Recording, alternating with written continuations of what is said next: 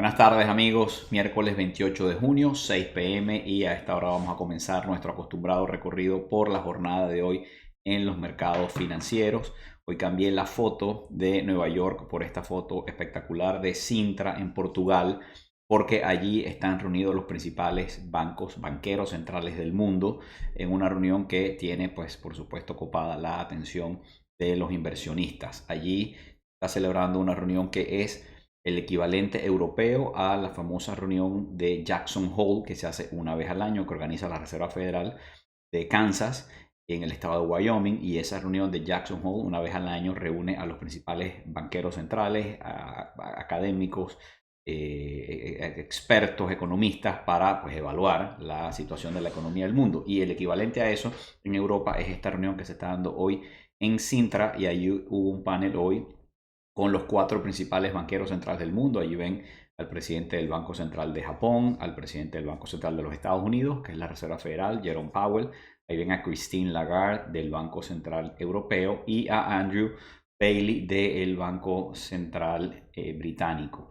Esa reunión, el mensaje básicamente fue: señores, la política monetaria no ha sido lo suficientemente dura por el tiempo suficiente para combatir la inflación. Fue un mensaje duro, mensaje hawkish definitivamente, y ya vamos a entrar en detalles con eso.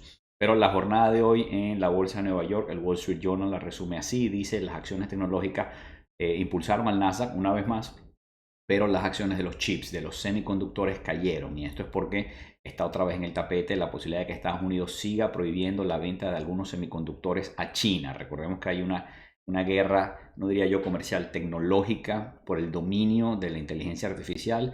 Y resulta que los chips que hacen posibles la inteligencia artificial, estos grandes modelos de palabras, son hechos por Nvidia, una empresa norteamericana, y Estados Unidos no tiene ningún apuro en que esos chips lleguen a China y a otros países. Entonces, bueno, eso tiene bajo presión a las empresas de semiconductores. Aquí hay otro titular, este Reuters, que dice: el Nasdaq sube, el S&P 500 y el Dow declinan, pero muy ligeramente, mientras que se esperan más incrementos de tasas de interés por parte de la Reserva Federal. Y Bloomberg dice que los traders pusieron de lado a la Reserva Federal, porque el mensaje de la Reserva Federal y de los demás bancos centrales es muy duro. Los traders lo ignoraron hoy y están en los últimos días del trading del quarter. Recordemos que quedan 2 días hábiles, 2 días de sesión en la bolsa en este trimestre. Vamos a terminar el segundo trimestre del año, vamos a terminar la primera mitad del año. Este viernes se cierra. Y otro titular, aquí vemos que The Street dice, y este es el mensaje central de Powell hoy: Powell repite la necesidad de tasas más altas para luchar contra la inflación, y fíjense, no descarta 2 aumentos consecutivos. Es decir, que en la próxima reunión la Reserva Federal aumente 25 puntos y 25 puntos básicos más en la próxima. Wall Street, las acciones en Wall Street vacilan y fluctúan, mientras los banqueros centrales están mandando advertencias de que vienen más aumentos de tasas de interés. Y aquí la vemos en Reuters en español: el S&P 500 y el Dow caen ante el temor de la continuidad de las alzas de la Reserva Federal. Como ustedes ven, la inflación y las tasas de interés son el gran tema de los inversionistas en este momento y desde hace ya varios meses. Aquí está el economista, nos dice que la Fed y el Banco Central Europeo ven más alzas de tipos por el aguante de la economía, y esto es clave.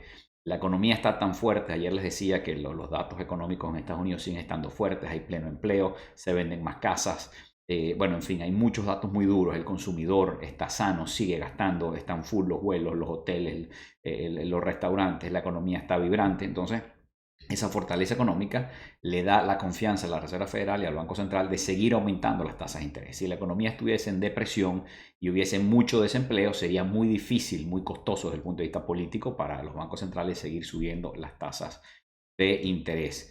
Y fíjense, otro titular desde esa reunión en Portugal: la resistencia de la economía convence a los banqueros centrales de que hay que subir más los tipos. Y ahí en los subtítulos hay uno que me llama la atención, que es importantísimo, el último. Dice: Lagarde, que es la presidenta del Banco Central Europeo, pide a los gobiernos de la zona euro que dejen atrás las políticas COVID. Y básicamente los bancos centrales le están diciendo a los gobiernos: señores, nosotros como bancos centrales estamos ajustando, apretando la política monetaria. Pero la política fiscal no depende de los bancos centrales, depende de los gobiernos. Y los gobiernos tienen que pasarse el switch. El COVID se acabó, la pandemia se acabó.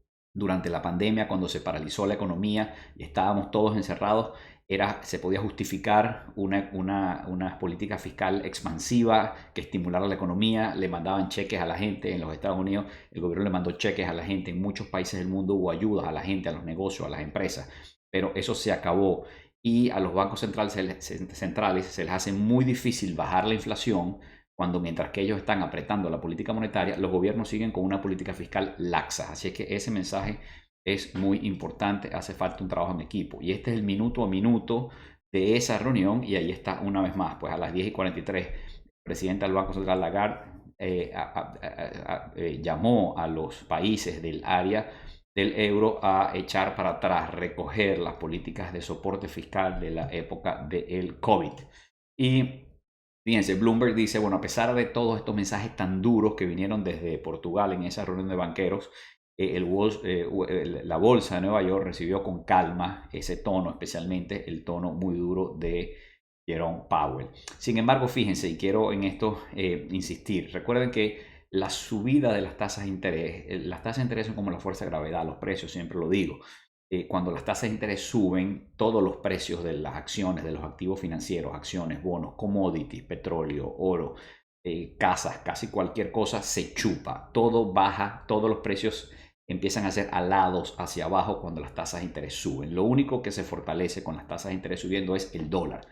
Y las tasas de interés de la Reserva Federal, que es el interés que tú puedes recibir por tus dólares, suben, pues tus dólares cada vez son más fuertes, cada vez valen más. Entonces, como estamos en esta onda de subir las tasas de interés y vienen amenazas de seguir subiendo, pues las monedas y las bolsas de América Latina están en pérdidas, están cayendo por esas expectativas de mayores alzas. Pero por supuesto no son solamente las monedas y las bolsas, el oro también. Si el oro es menos atractivo como alternativa al dólar cuando las tasas están en 5%, y si suben al 6, al 7 o al 10% las tasas de interés, pues menos atractivo se hace el oro, que no rinde, no paga ningún interés y por el contrario tiene un costo, uno tiene que pagar para que alguien le custodie el oro que uno tenga si es que uno invierte en oro. Inversión que, como ustedes saben, a mí no me gusta, no es mi preferida.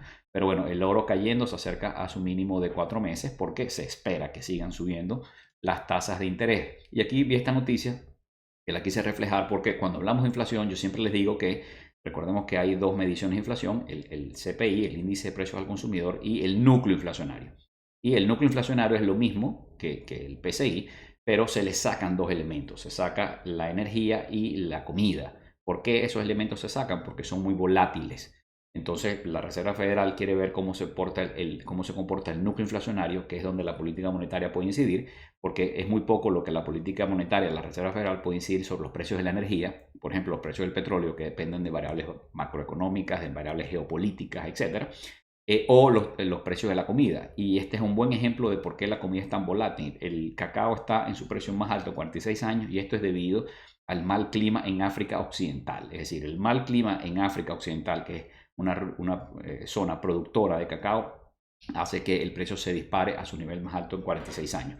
Y por cierto, los commodities han venido bajando de precio a medida que han subido las tasas de interés, han venido bajando de precio. El cacao aquí, pues, digamos, es una de las excepciones y es básicamente por un tema climatológico. Recordemos entonces que los alimentos son muy sensibles al clima y a factores exógenos que no puede controlar ni la Reserva Federal ni ningún gobierno. Y bueno, antes de ver el cierre de las bolsas, quiero recordarles que por favor se suscriban a mi canal en YouTube y si este video les parece útil, no olviden darle a la manito.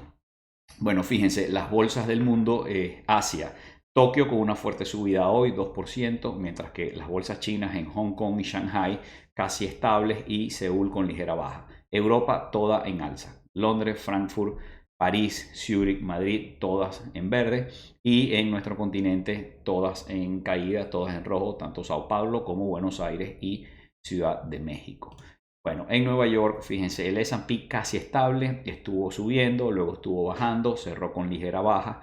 Como decía uno de los titulares, básicamente los inversionistas se hicieron los locos con el mensaje que mandó Powell desde Portugal, el mensaje que ratificó Powell de que vienen más subidas de tasas de interés. El Nasdaq subió, las tecnológicas siguen pues subiendo y ya las vamos a ver en el mapa de calor. Las empresas pequeñas también subieron hoy y lo vamos a ver cuando veamos el barómetro. Siguen subiendo, hay optimismo en el mercado, hay optimismo entre los inversionistas a pesar de la inflación, a pesar de las tasas de interés, a pesar de los mensajes de los banqueros centrales. Los inversionistas están contentos, están animados, están optimistas, no quieren saber de más noticias, siguen comprando acciones, siguen subiendo los precios. Increíble. La volatilidad en niveles increíblemente bajos, hoy bajó más, sigue por debajo de 14. El rendimiento del bono del tesoro a 10 años bajó ligeramente. El oro, como habíamos visto, sigue bajando y se acerca a 1900. El petróleo sigue por debajo de 70 y el Bitcoin por encima de 30.000. Y fíjense, hablando de petróleo, la OPEC prohibió una vez más a Bloomberg, a Reuters y al Wall Street Journal de asistir a su próxima conferencia. Y esto me parece relevante porque de alguna forma la OPEP y especialmente Arabia Saudita sienten que han perdido el control de la narrativa. Han hecho grandes esfuerzos. Recordemos que ya han hecho 2 grandes recortes de producción en los últimos meses para apuntalar el precio del petróleo, que en algún momento llegó a 80, pero se devolvió, perforó 70 hacia abajo. Como vimos, está por debajo de 70. Aquí lo vemos. El petróleo de Texas cerró en 69.15. Entonces yo veo que la OPEP está un poco desesperada tratando de controlar la narrativa que sale de esa reunión y no quiere que algunos de los principales medios occidentales, americanos en este caso, estén en esa reunión. Lamentable. Aquí está el mapa de calor y fíjense, bueno, como decíamos, las tecnológicas apuntando, subiendo al mercado, empujándolo, Microsoft, Apple, Google, bueno, varias de ellas, pero como también vimos los semiconductores a la baja y ahí vemos arriba y a la izquierda al lado de Microsoft y de las de software, ahí vemos el área de semiconductores, Nvidia abajo y todo ese sector abajo. Los grandes bancos también están en rojo hoy, las farmacéuticas están en rojo y el sector de los utilities o los servicios públicos también en rojo, pero de resto hay algún verde por allí y especialmente en el área de energía. Hoy las petroleras rebotaron y ahí vemos a la derecha en el medio a Exxon, a Chevron, a ConocoPhillips, pues todas en verde. Y fíjense, las acciones de Apple hoy una vez más tocaron récord. Hoy una vez más tocaron el precio más alto del año y el precio más alto de su historia. Y se acerca el valor de la empresa a 3 billones de dólares, lo que llaman en inglés 3 trillones, 3 trillion dollars, que en español serían 3 billones de dólares. Es la empresa más grande del mercado y sigue subiendo y sigue implantando nuevos récords. Pero no fue solamente Apple la que hoy tocó máximos del año. Aquí están, estas son algunas de las acciones que hoy tocaron su punto más alto del último año. Apple, Carnival. Como saben, todo lo que son líneas aéreas y cruceros están full, están repletos. Eso es parte del tema inflacionario. El consumidor está fuerte, la gente quiere viajar, la gente quiere consumir y sobre todo servicios, no tanto bienes, sino servicios. Entonces Carnival, que son cruceros arriba, Delta, que son tickets de avión arriba, FedEx, que es transporte arriba, Eli Lilly, bueno, ya esto hemos hablado, una empresa médica que está en esta onda de las medicinas para rebajar contra la obesidad y el Eli Lilly junto con Novo son como los dos grandes competidores en ese mercado. Lowe's, que es la competencia de Home Depot, tocó hoy también uno de sus máximos. Mongo, que es tecnología. Norwegian, que es otra empresa de cruceros, también tocó su punto más alto. Palo Alto, que es tecnología. Spotify, ustedes la conocen. United, o sea, hoy Delta, United, 2 líneas aéreas tocando su punto más alto del año. Uber, bueno, en fin, estas son algunas de esas empresas que hoy tocaron el punto más alto. Y aquí vemos el barómetro, fíjense, curioso, ¿verdad? Fue mixto. Vemos que, le había dicho, las empresas pequeñas siguen subiendo y ahí están todas las empresas pequeñas, las de Value, Core y Growth, todas en verde. Igualmente todo el sector de crecimiento ahí a la derecha en verde y las caídas estuvieron concentradas más que todo en Value y Core, pero en Large y Mid. Bueno, ahí lo ven, curioso este barómetro del mercado del día de hoy. Y aquí están los bonos del tesoro, básicamente bajaron los rendimientos, no hubo mayor... no hay mayores noticias de comentar allí. Pareciera que algunos traders de bonos simplemente están descartando la posibilidad de una recesión. Algunos habían estado comprando y comprando bonos previendo una recesión, pero como ahora los temores de recesión se han alejado, pues pareciera que algunos empezaron a salir de sus bonos. Pero bueno, no hay muchas noticias respecto a eso en el día de hoy.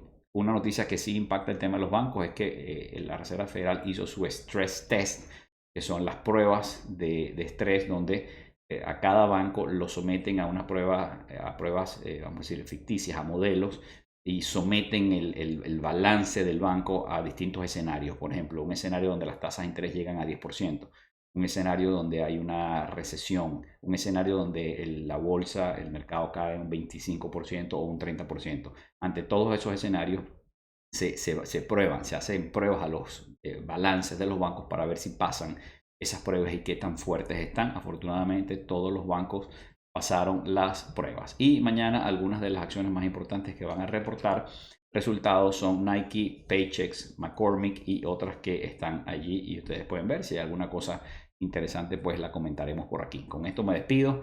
Si mañana tenemos chance, hacemos este recuento nuevamente. Están pasando muchas cosas, hay muchas noticias y espero que esto les sea de utilidad. Saludos.